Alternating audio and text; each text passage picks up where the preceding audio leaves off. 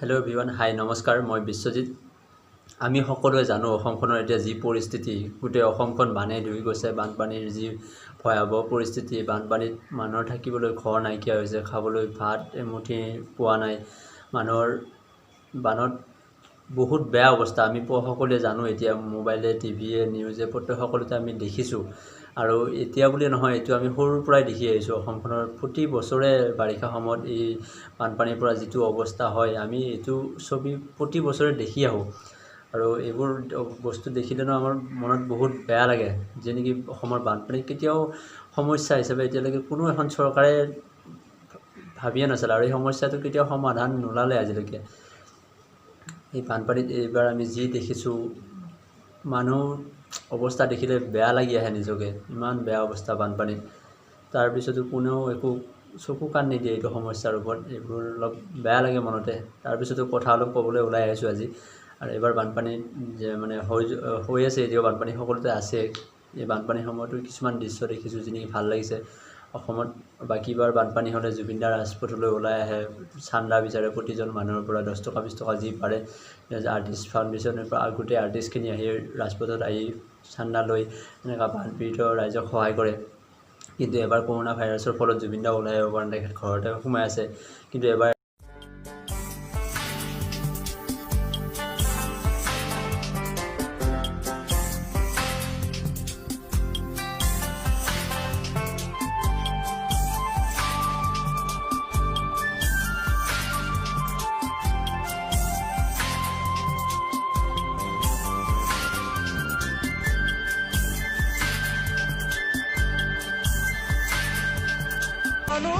আনিলি মৰণৰে বান, খেতি দৰা উভতাইতে ভঁৰালৰ ধান, খেতি দৰা উভতাইতে ভঁৰালৰ ধান।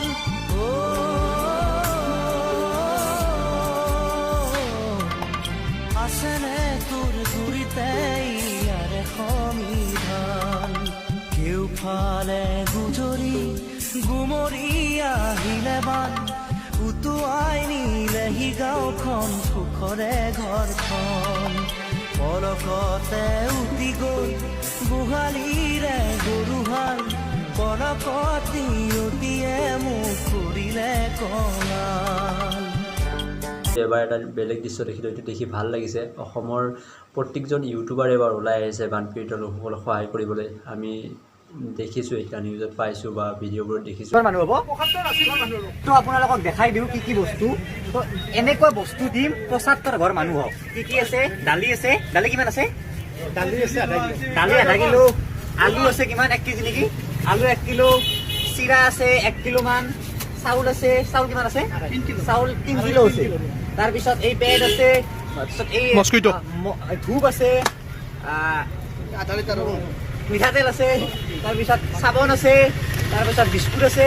তাৰপিছত আপোনাৰ ব্লিচিং পাউডাৰ আছে। বৰ্তমান বানপানীটো লাহে লাহে গুচি গ'ল, সেই হ'ল আৰু প্ৰব্লেম হৈ গ'ল আৰু। তো এইবিলাকে চাফা কৰিব। ফেনাইল আছে, চেনিটাইজাৰ আছে আৰু মাস্ক আহি আছে।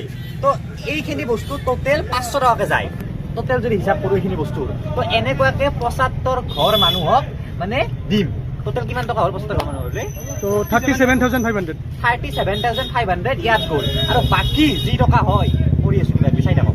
বা ভিডিঅ'বোৰত দেখিছোঁ প্ৰত্যেকজন ইউটিউবাৰে বানপীড়িত লোকসকলক যি ধৰণে সহায় কৰি আছে, বিৰাট ভাল লাগিছে। আমি জানো এতিয়ালৈকে অসমৰ বানপানীত এবাৰ 100জনৰ অধিক লোকৰ মৃত্যু হৈছে। এই কৰোণা মহামাৰীৰ দৰে এটা যি সমস্যা সকলোৱে ফেচ কৰি আছে, এনে এটা সময়ত তাতে আকৌ বানপানী, এই মানুহ ৰাস্তাত আহি বাস কৰিব লগা হৈছে। নিজৰ ঘৰখন উটি গ'ল, খাবলৈ একো এমুঠি ভাত নাই কিছুমানৰ কাষত। এইবোৰ দৃশ্যৰ পৰা আমি দেখিছোঁ। তেনে সময়ত ইউটিউবাৰসকলে প্ৰত্যেকক সহায় কৰি আছে। তো ইউটিউবাৰসকললৈ বহুত বহুত ধন্যবাদ এনে এটা সময়ত ওলাই অহাৰ কাৰণে। তো তাৰে মাজতে আৰু এটা কথা কওঁ, আমি যেতিয়া ইউটিউবাৰসকলে এতিয়া সহায় কৰি থকা দেখিছোঁ, তো এনে সময়ত আমাৰো মন যায় যদি আমিও যদি সকলোক সহায় কৰিব পাৰিলোঁ হয়, ইউটিউবাৰসকলে আজি যেনেকৈ সহায় কৰিছে। তো কিয়নো আমিও পাৰোঁ সহায় কৰিব, কিন্তু আমাৰ এইখিনি সময়ত ইমান আমাৰ ওচৰত নাই যে তেনেকৈ তেওঁলোকে যেনেকৈ সহায় কৰিছে তেওঁলোকে আমি সহায় কৰিব পাৰোঁ। কিন্তু আমি এইটো হয় কিন্তু কৰিব পাৰোঁ। তেওঁলোকে যেনেকৈ আজিৰ পৰা 2 বছৰ 3 বছৰ আগত যেনেকৈ নিজৰ ইউটিউব চেনেলটো ষ্টাৰ্ট কৰি আজি যিটো পজিশ্যনত আছে, তেওঁলোকে লাগাজনক মানুহক সহায় কৰিব পৰা হৈছে। তো আমিও প্ৰত্যেকজন মানুহে এতিয়া ঘৰত বহি আছোঁ, এনেই বহি থকা সময়ত সৰুকৈ এটা ইউটিউব চেনেল খুলি যদি ষ্টাৰ্ট কৰোঁ, আমিও হয়তো কেতিয়াবালৈকে লগা মানুহজনক সহায় কৰিব পাৰিম। লাজ ভয় নকৰি সৰুকৈ এটা ইউটিউব চেনেল খুলি লোৱাটো ভাল। আমি কিজানি আমাৰ পৰাই এদিন 2 নম্বৰ মানুহজনৰ সহায় হয়গৈ। তো এনে সহায়ৰ কাম হ'লে মানুহে ছাপোৰ্ট কৰিব। আজি সৰুকৈ এটা চেনেল খুলি ল'লে প্ৰত্যেকজনে ছাপোৰ্ট কৰিব, কাৰণ আপুনি যদি সহায় কৰিব আপোনাকো সহায় কৰিবই। তো এনে সময়ত এনেই ঘৰত বহি থাকিব নালাগে, এটা চেনেল খুলি লওক, তাত তাকে সৰু সুৰাকৈ ভিডিঅ' দি যাওক, এদিন ছাকচেছ কিজানি পাই যাম আৰু এনেকৈ সহায় কৰিব পাৰিম।